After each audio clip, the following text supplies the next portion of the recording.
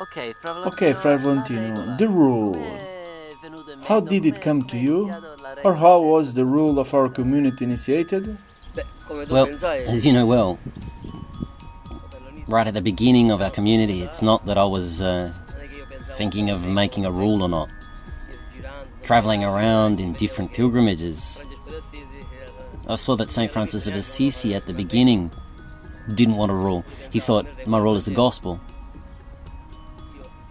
And in my littleness, I really didn't think about it. I thought of living as a good Christian, retreated away in the countryside with the contemplative spirit, a little like the Carmelites, and in a strong way, poor like the first Franciscans. But I never thought of nor the habit nor the rule. It was completely out of my thought.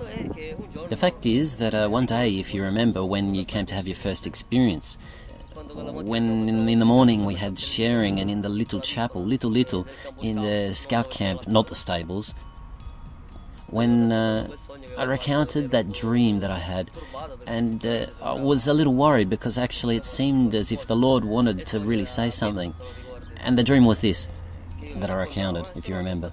Last night I had a dream, wow, it was really quite strong. It was as if I was in a little church where all the pews were facing the back instead of facing the tabernacle, where they're all facing towards the exit door. And in particular, I had understood that it was as if it was a big tabernacle, not to say a giant tabernacle. And I was waiting in the end as if someone had to arrive, and Father Felici and Bishop Malandrino and the superior of the bishop arrived. Therefore it was the Bishop of Noto at the time, Malandrino, who could symbolize any bishop, and the superior of the bishop. When, in the end, Father Felici entered, immediately the bishop fell to his knees before me saying, begging, sorry, forgive me. And I said, Your Excellency, but what are you doing? I fell to my knees as well, also embracing him. But what are you saying, Your Excellency? What are you saying? Why do I have to forgive you? He rose up and he knelt down together with the superior of the bishop and was there together with him. And the priest anyhow told me, brothers, but do you have a rule? A rule? I answered, truly, we have a lifestyle in the way that we live in a certain way, but a rule, I wouldn't know where to begin. And it came to me in the dream, something to tell him. If you want, we can write down on paper what we do, but it's not as if we really have a rule truly finished and ready. This is what the rule is. This is what the rule is. You have to write down on paper what you live. This is the rule. And then I woke up. He also said in the end, because like so, then I'll give it to the bishop. And it finished there. I woke up and recounted to you all this dream. And if you remember well, there was also that North Italian sister as well as the brother. And that evening we went to Mass at the Annunziata. And in the evening, the sister went to confess. And either before, during or after, I don't know, the sister speaking with the priest, and the priest, knowing nothing about it, told her, but you guys, do you have a rule? And the sister told him, this is in the material reality, but do you have a rule? And the sister, but Father, what rule? But the rule is to write your lifestyle down on paper, black over white. Like so, then you'll give it to me and I'll present it to the bishop. So then when the sister recounted this, let's say that the most surprised was me because I'd seen that scene within me. Therefore I'd understood that the Lord wanted that we put onto paper in a simple way a lifestyle.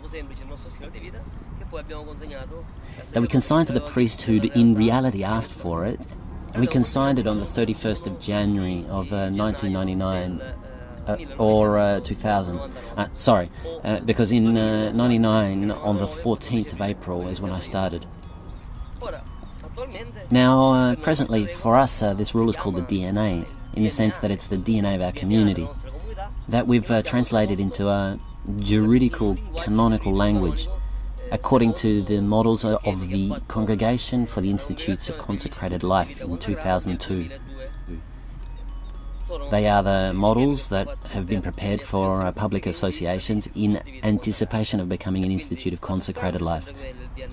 And therefore the substance is always that of the DNA, but the child that step by step grows, it's always the same one. The identity, the being, the person is always the same. The size changes, the articulation develops, but the substance of the DNA of our internal ruling is always the same.